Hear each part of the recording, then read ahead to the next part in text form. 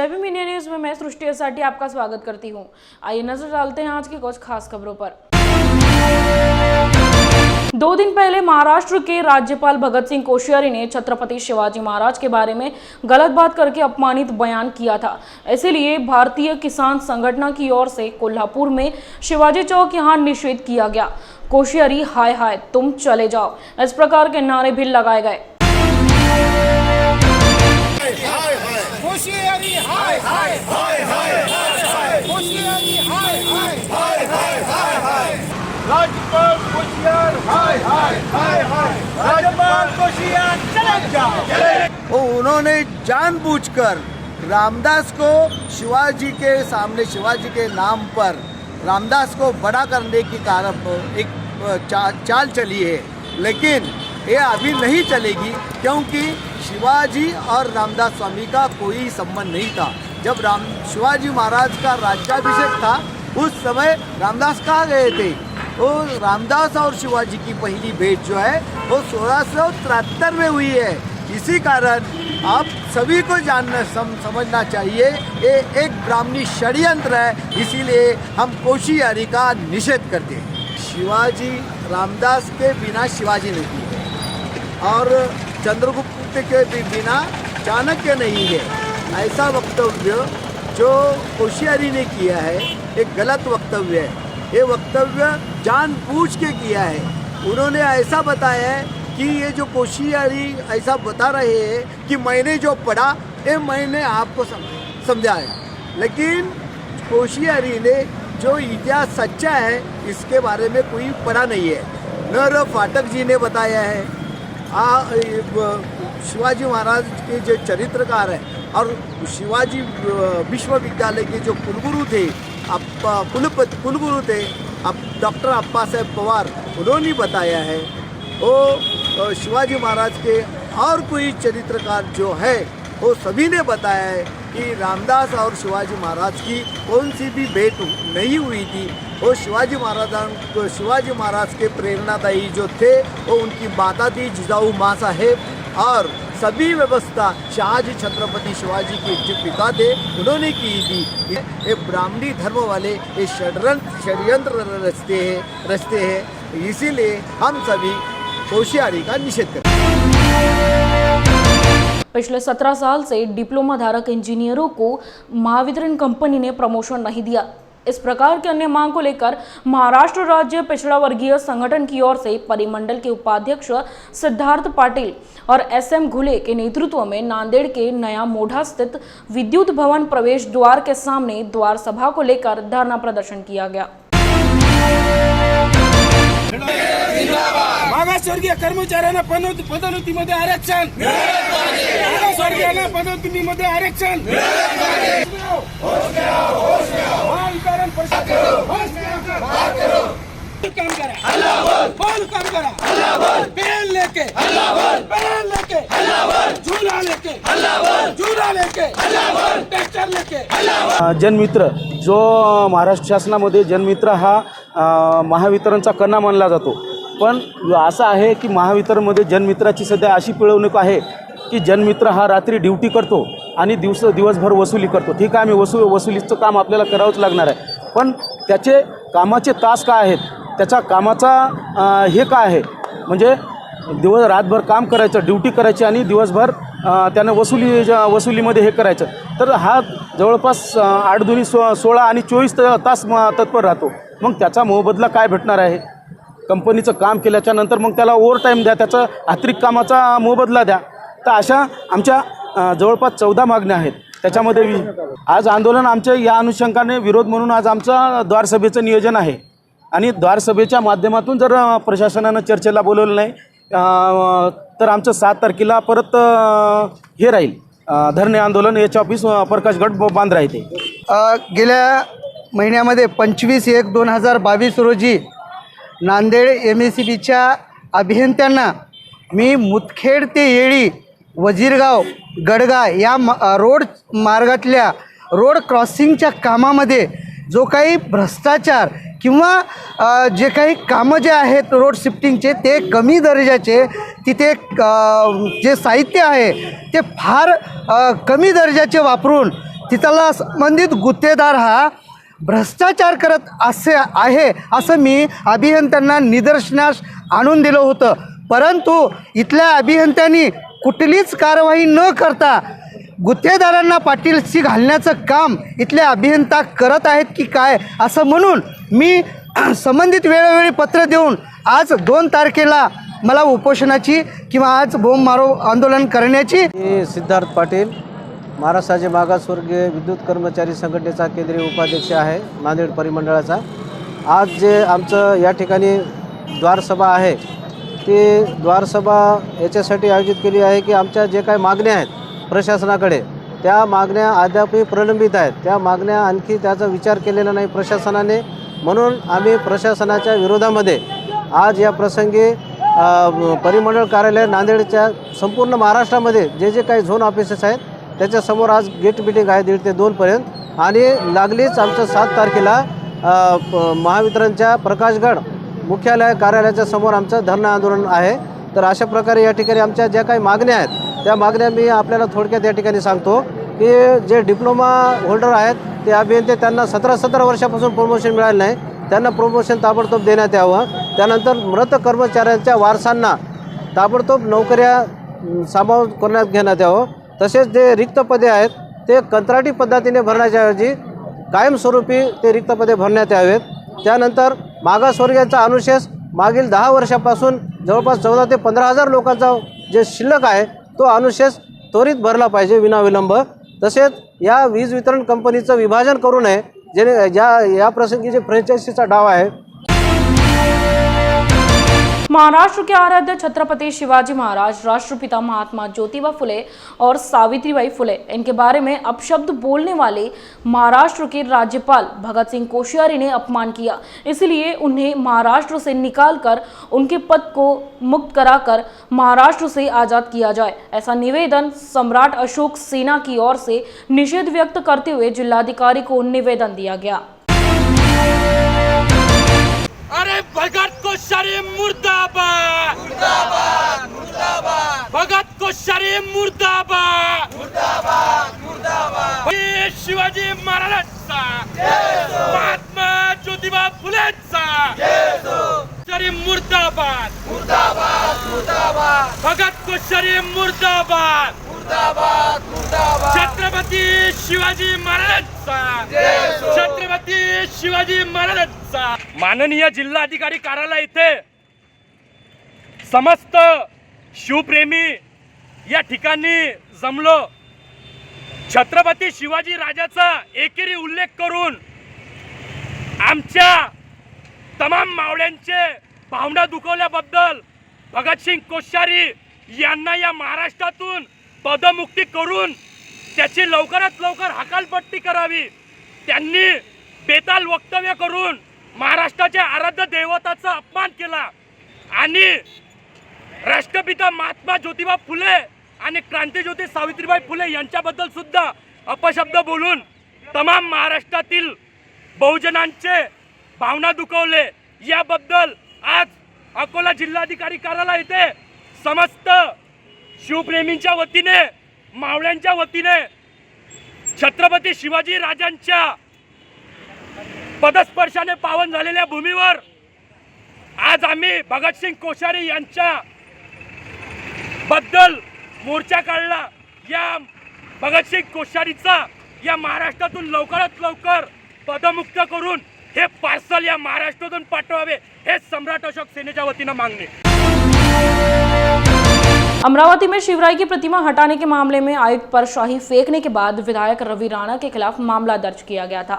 रवि राणा अमरावती जिला न्यायालय द्वारा आज गिरफ्तारी पूर्व जमानत दिए जाने के बाद रवि राणा ने अमरावती के पुलिस आयुक्त पर गंभीर आरोप लगाते हुए प्रतिक्रिया व्यक्त की। पुलिस आयुक्त दबाव में आए और मेरे खिलाफ झूठा मामला दर्ज किया। इस घटना के वक्त मैं दिल्ली में था, लेकिन मुझ पर झूठा आरोप लगा दिया गया, इसलिए अब मैं अमरावती पुलिस आयुक्त और महानगर पालिका आयुक्त प्रवीण आष्टीकर पर निलंबन की कार्रवाई के लिए विधानसभा सभागृह में मांग कर सोमवार को मुंबई अर्थसंकल्प और अधिवेशन में जाने की जानकारी रवि राणा ने दी। छत्रपती शिवाजी महाराजांच्या पुतळ्यावरून जे अमरावतीला राजकारण झालं त्यामध्ये मनपा आयुक्त यांनी खोटा रिपोर्ट माझ्या नावाचा देऊन 307 सारखा गंभीर गुन्हा मी दिल्लीमध्ये असताना माझ्यावर दाखल केला. अमरावतीच्या CP आरती सिंग यांनी काही नेत्यांना खुश करण्यासाठी अमरावतीच्या पालकमंत्री, गृहमंत्री आणि मुख्यमंत्री यांच्या सांगण्यावरून 307 सारखा गंभीर गुन्हा माझ्यावर दाखल केलेला आहे. मी न्यायालयामध्ये गेलो. न्यायालयाने मला विश्वास होता. न्यायालयाने त्या ठिकाणी मला न्याय दिला, एंट्रीसाठी बेल दिली आणि मी सोमवारी अधिवेशनामध्ये जाणार आहे. आणि आष्टीकर मनपा आयुक्त आणि पोलीस आयुक्त आरती सिंग या दोघांवरही निलंबनाची कारवाई झाली पाहिजे. विधानसभा अध्यक्षांना मागणी करील, आवाज उचलील आणि अशा प्रकारचा खोटा गुन्हा दाखल केला या संदर्भात यांच्यावर कडक कारवाई झाली पाहिजे अशी मागणी मी विधानसभेमध्ये आवाज उचलून मागणार आहे. जय मीडिया न्यूज में यहाँ लेते एक छोटा सा ब्रेक।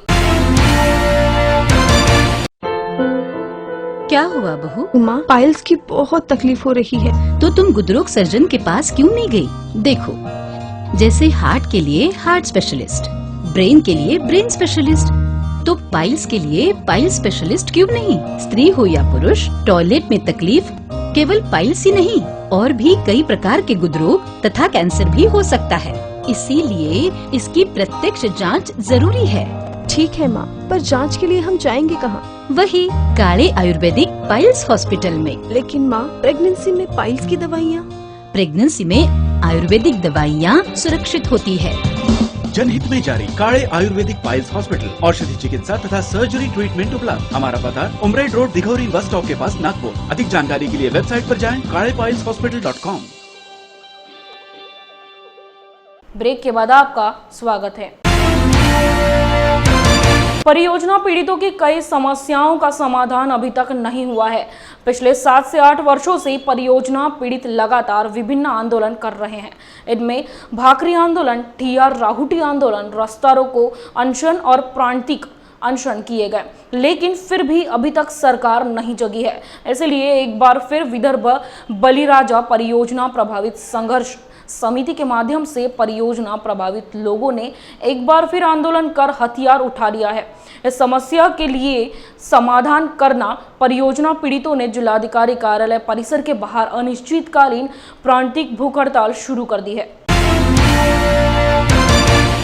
आम्ही सांगितलं त्यांना, विलासरावांनी सांगितलेलं आहे कास्तकार भूमी झालं नाही पाहिजे, तर आमच्याजवळून लिहून घेतलेलं आहे साहेब, आमच्याजवळून लिहून घेतलेलं आहे। ज्या प्रकल्पस्थांच्या ज्या मागण्या आहेत त्याच्यामध्ये सर्वात महत्त्वाची मागणी एक आहे, 2006ला ज्या सरळ खरेदीच्या GRT अंतर्गत त्यांनी जवळपास 15 ते 16 हजार हेक्टर क्षेत्र घेतलं अत्यंत कवडीमोल दरानं। त्या शेतकऱ्यांना 2013च्या कायद्यानुसार वाढीव मोबदला देण्यात यावा। दुसऱ्या क्रमांकाची मागणी आहे की ज्या प्रकल्पस्थांना शासकीय सेवेत सामावून घेण्यासाठी 5% आरक्षण आहे शासनाच्या धोरणामध्ये, त्या आरक्षणाची अंमलबजावणी झाली नाही, म्हणून ते आरक्षणाअंतर्गत नोकऱ्या देणं शक्य नसेल तर आरक्षण 15% करण्यात यावं। 15% आरक्षणामध्ये जर शासनाला नोकऱ्या देणं शक्य नसेल तर त्या प्रकल्पस्थाला, प्रमाणपत्रधारकाला किमान 20 लाख रुपये एकमुश्त रक्कम देण्यात यावी, जेणेकरून तो त्याचा उदरनिर्वाह व्यवस्थित करू शकेल, पुढची पिढी त्याची चांगली घडू शकेल। तिसरी महत्त्वाची मागणी आहे की 1999च्या पुनर्वसन कायद्याअंतर्गत हे लोक पुनर्वसन प्रक्रिया राबवत आहेत। वास्तविक 2022 वर्ष चालू आहे, पुनर्वसनाची कारवाई अनेक ठिकाणी झालेली नाही आहे, अनेक धरणामध्ये पाण्याचा थेंब नाही आहे, परंतु पुनर्वसन कायदा हा 1999चा आम्हाला लावत आहे। हे अत्यंत दुर्दैवी बाब आहे, चुकीचं धोरण आहे, म्हणून आम्हाला पुनर्वसन कायदा 2013चा लागू करून सर्व लाभ त्या ठिकाणी देण्यात येईल। या धोरणात्मक मागण्या आहे आणि त्या अनुषंगाने या ठिकाणी आम्ही अनेक आंदोलनं केले, परंतु शासनानं त्याची योग्य त्या प्रमाणात दखल घेतली नाही आणि म्हणून आता निकराची लढाई म्हणून आम्ही हे प्राणांतिक महाउपोषणाला आम्ही बसलेलो आहोत। या ठिकाणी हजारो लोक प्रकल्पस्थ उपोषणाला बसणार आहेत। दिवसेंदिवस याची व्याप्ती वाढणार आहे आणि शासनाला याचा दखल घेणं गरजेचं आहे, दखल घेतली पाहिजे, या दृष्टीनं आम्ही या ठिकाणी बसलो। जोपर्यंत न्याय मिळणार नाही तोपर्यंत आमचं हे प्राणांतिक महाउपोषण सुरू राहील। त्या दृष्टीनं तुमच्या माध्यमातून, तुमच्या मीडियाच्या माध्यमातून शासनाला आमची विनंती आहे की प्रकल्पग्रस्तांचा अंत बघू नका आणि आम्हाला आमच्यासाठी न्यायात्मक भूमिका घ्या। 27 फरवरी को उत्तर नागपुर की कई महिलाएं और वार्ड के नागरिक नगर सेवक विक्की कुकरेजा इनके पास अपनी समस्या लेकर गए, लेकिन विक्की कुकरेजा इन्होंने नागरिकों को जातिवादी गाली गलौज कर महिलाओं पर मारपीट की। इसका प्रमाण वीडियो द्वारा दिखाया गया। इस मामले को लेकर विक्की कुकरेजा पर एट्रोसिटी गुना दर्ज किया गया, लेकिन विक्की कुकरेजा को कोर्ट में उपस्थित कर न्यायालय में छोड़ दिया गया। राज्य के पूर्व मुख्यमंत्री और वर्तमान के विरोधी पक्ष नेता, साथ ही भाजपा के वरिष्ठ नेता द्वारा आरोपितों को संरक्षण किया जा रहा है, ऐसा आरोप कांग्रेस के नेता अनिल नगराडे ने प्रेस वार्ता में किया। स्पष्ट व्हिडिओ आहे, हा पोलिसांना मिळायला पाहिजे होता, परंतु विक्की कुकरेजाच्या कार्यालयामध्ये हे त्या विभागातले सामान्य नागरिक गेल्यावर विक्की कुकरेजा आणि त्यांनी जमा केलेले गुंड आणि त्यांचे सोबती हे बाबू खान आणि त्यांच्यासोबत असलेल्या या महिलांना मारपीट करताना स्पष्ट दिसत आहेत। आता यांचे चेहरे ओळखून पोलिसांनी त्या लोकांवर, म्हणजे जो गुन्हा दाखल झालेला विक्की कुकरेजा +20, तर त्या 20 लोकांना इथून आयडेंटिफाईड करून पोलिसांनी त्यांच्या विरोधात गुन्हेही दाखल करावे आणि त्यांना अटक करावी ही आमची मागणी आहे। आतापर्यंत पोलिसांनी इन्व्हेस्टिगेट केले नाही, त्याच्यामध्ये काही प्रेशर होता का त्यांच्यामध्ये असं वाटतंय? हे आम्हाला माहीत नाही, परंतु ज्या गावातून सामान्य नागरिकांमधून चर्चा येत आहेत आणि त्या दिवसभर आम्ही जरीपटका पोलीस स्टेशनवर उपस्थित होतो, उपलब्ध होतो, त्यावेळेसही दबल्या आवाजामध्ये हे स्पष्ट येत होतं, संकेत येत होते की पोलिसावर राजकीय मोठं दडपण आहे आरोपींना अटक न करण्यासाठी। आणि या राज्याचे चांगले नावाजलेले याच शहरातून गेलेले सध्या विरोधी पक्षनेते असलेल्या या लोकांनी आणि इतर वरिष्ठ BJPच्या लोकांचं विक्की कुकरेजाला वाचवण्यासाठी नागपूर प्रशासन पोलिसावर दडपण आहे, हे दबल्या आवाजात त्याही दिवशी संकेत आम्हाला मिळाले आहेत। भाजप असं म्हणत आहे की ही घटना राजकीय होती, तुम्ही त्यात ॲट्रोसिटी हा गुन्हा नोंद केला, त्यांनी ते म्हटलं की तेही नोंदवू शकत होते ॲट्रोसिटी, पण त्यांनी केलेलं नाही, तर यावर आपलं काय? स्पष्टच आहे की ही घटना राजकीय नव्हती।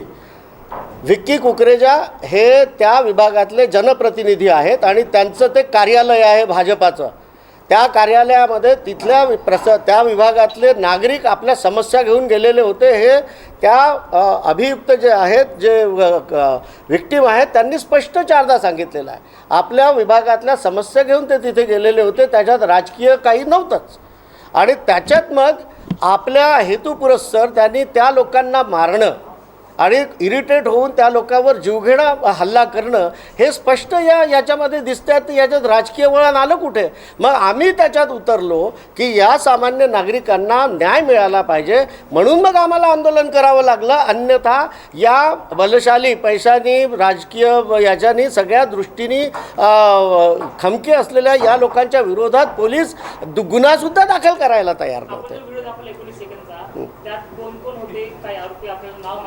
याच्यातले काही लोकांची नावं आम्हाला माहिती आहेत, जसं एक नगरसेवक धनविजय दिसतो आहे, महेंद्र धनविजय दिसतो आहे, त्याच्यानंतर उत्तर नागपूर मंडल अध्यक्ष संजय चौधरी मारताना स्पष्ट दिसत आहेत, वीरेंद्र कुकरेजा तुम्हाला इथे स्पष्ट दिसत आहेत गुलाबी शर्टमध्ये, आणि इतरही चेहरे दिसत आहेत। त्या चेहऱ्यांची ओळख करून पोलिसांनी त्यांची नावं आणि त्यांचे पत्ते हुडकून काढावे आणि त्यांना अटक करावी। समाज के ऊपर हमला बताकर जरीपटका के सिंधी समाज, जो कि शांतिप्रिय व्यावसायिक समाज है, उनका दुरुपयोग किया, उनको गुमराह किया।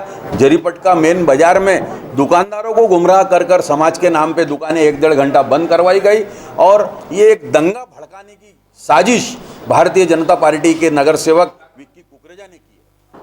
और ऊपर से आरोप हमारे माननीय पालक मंत्री के ऊपर लगा रहे कि भाई उनके दबाव में पुलिस काम कर रही। आपने आज स्पष्ट देख लिया कि किसके दबाव में काम कर रही है। हमारे स्पष्ट सबूत देने के बावजूद आरोपियों पे कार्रवाई नहीं हो रही, और उन लोगों के तरफ से पूरी की पूरी कार्रवाई जो उन्होंने दाखिल करे वो हुई पूरी।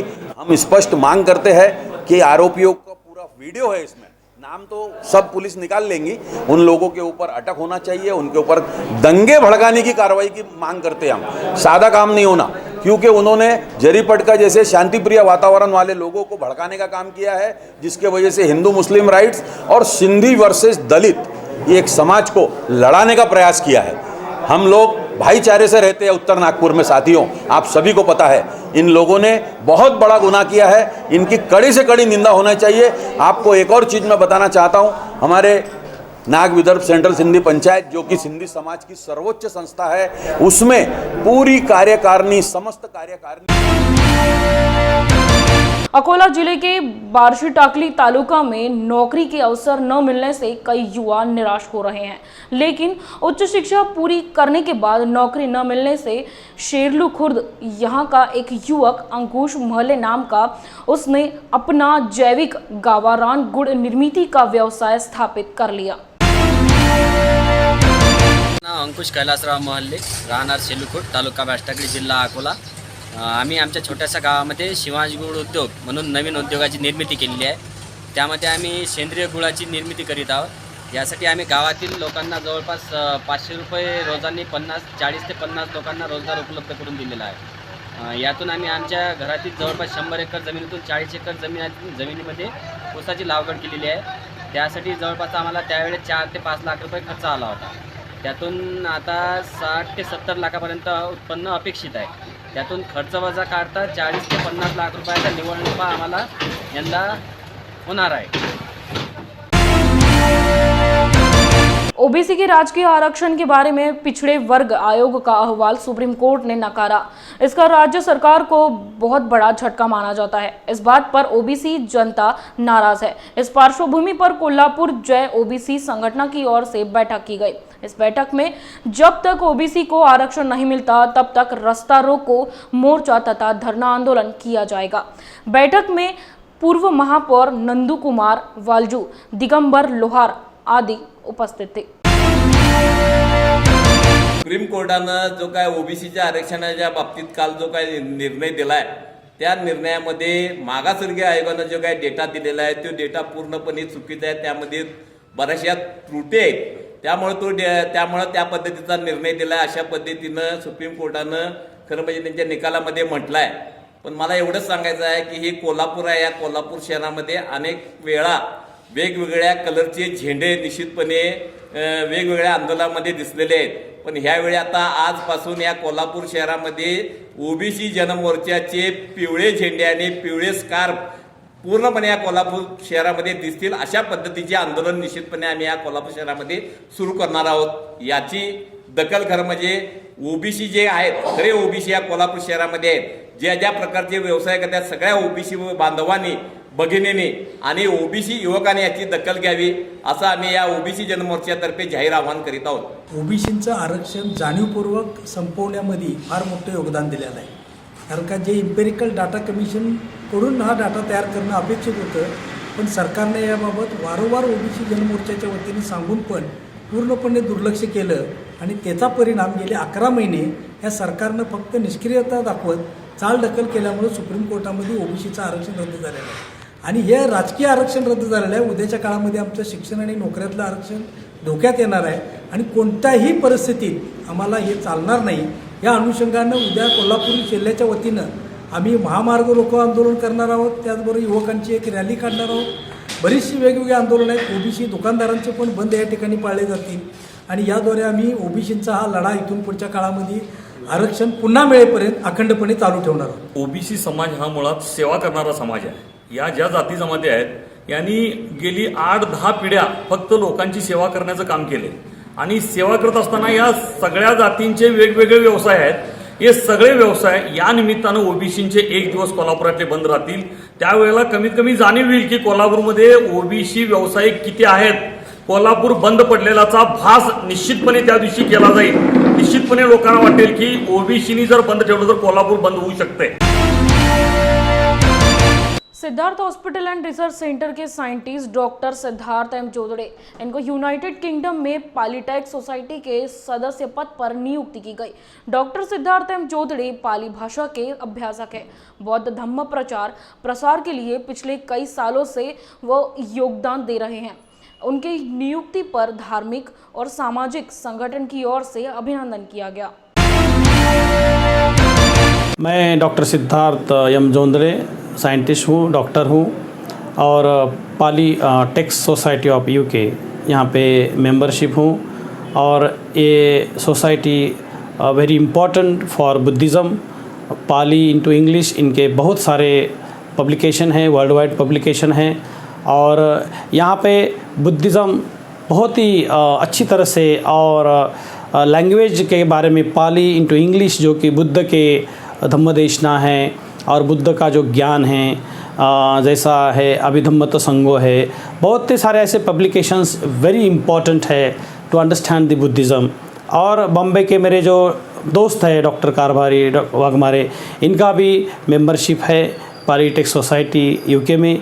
और सबसे इम्पॉर्टेंट बात है कि वर्ल्ड में बुद्धिज़्म बहुत ज़रूरी है। भगवान बुद्ध के जो धम्म देशना है अंडरस्टैंड करने के लिए पाली भाषा वेरी इम्पॉर्टेंट है, बहुत इम्पॉर्टेंट है। क्योंकि जब पाली भाषा जानेंगे और ये महान कार्य हमारी जो पाली टेक्स सोसाइटी ऑफ यहाँ यूके ने जो किया है वो बहुत ही इम्पॉर्टेंट और लोगों के लिए उपलब्धि है। यहाँ से आप पाली भाषा भी सीख सकते हैं। और वेरी इम्पॉर्टेंट थिंग क्या है कि पाली भाषा भगवान बुद्ध के जो उपदेश है इंग्लिश में किए वाले, उन्होंने बहुत की ग्रेट काम किया है। इनको मैं ग्रेट ग्रैटिट्यूड समझता हूँ और इनका जो कार्य है बहुत अच्छा है और मैं आपको धन्यवाद देता हूँ। पूर्व के आईपीसीएल और वर्तमान रिलायंस नागोट ने कंपनी यहां प्रमाण पत्र धारकों, स्थानीय भूमिपुत्रों और परियोजना पीड़ितों के स्थायी रोजगार मांग को लेकर वंचित बहुजन आघाड़ी के नेतृत्व में आंदोलन शुरू किया गया। इस संघर्ष का नेतृत्व वंचित बहुजन माथाड़ी ट्रांसपोर्टिव जनरल कामगार यूनियन संस्थापक के अध्यक्ष एडवोकेट प्रकाश आंबेडकर और भीमराव आंबेडकर द्वारा किया जा रहा है। इसलिए ये माना जाता है कि भूमिपुत्रों को वह न्याय मिलना चाहिए जो उनके हक में है। रिलायंस नागोट ने स्थानीय भूमिपुत्र तथा परियोजना पीड़ितों को न्याय दिलाने के लिए वंचित बहुजन आघाड़ी के नेतृत्व में जिल्हाधिकारी कार्यालय पर मोर्चा निकाला। आम्ही अलिबाग कलेक्टर ऑफिसच्या समोर उभे आहोत। आज आमच्या इथे जे भूमिग्रस्त लोक आहेत आमचे नागोटण्याचे, रिलायन्स काही कंपनीच्या आधिपत्याखाली या कर्मचाऱ्या म्हणजे आमच्या भूमिग्रस्त लोकांची आज इथे मीटिंग होती आणि ती मीटिंग अतिशय चांगल्या पद्धतीने पार पडली। या इथे असलेले कल्याणकारी आपले कलेक्टर साहेबांनी त्या मॅनेजमेंटला, रिलायन्स मॅनेजमेंटला बजावून त्यांनी सांगितलं योग्य तो निर्णय या भूमिग्रस्तांना घ्यायचा आहे आणि त्यासाठी कल्याणकर साहेबांनी फक्त 10 दिवसाची त्यांना मुदत दिलेली आहे। अन्यथा ते म्हणालेत की याच्यावरती मी ॲक्शन घेईन। तर त्यासाठी आज कल्याणकर साहेबांचा आम्ही अतिशय ऋणी आहोत, चांगलं आम्हाला मार्गदर्शन दिलं। आज हा जो विजय आहे हा आदरणीय बाळासाहेब आंबेडकरांचा आणि इथं भूमिग्रस्त लोक आहेत त्यांचा आहे। आम्ही 10 दिवस वाट बघू आणि आम्हाला असं म्हणायचं आहे की आम्हाला रिझल्ट पॉझिटिव्ह येईल अशी आम्ही आशा बाळगतो। आज के लिए बस इतना ही। आप देखते रहिए जय भीम इंडिया न्यूज़।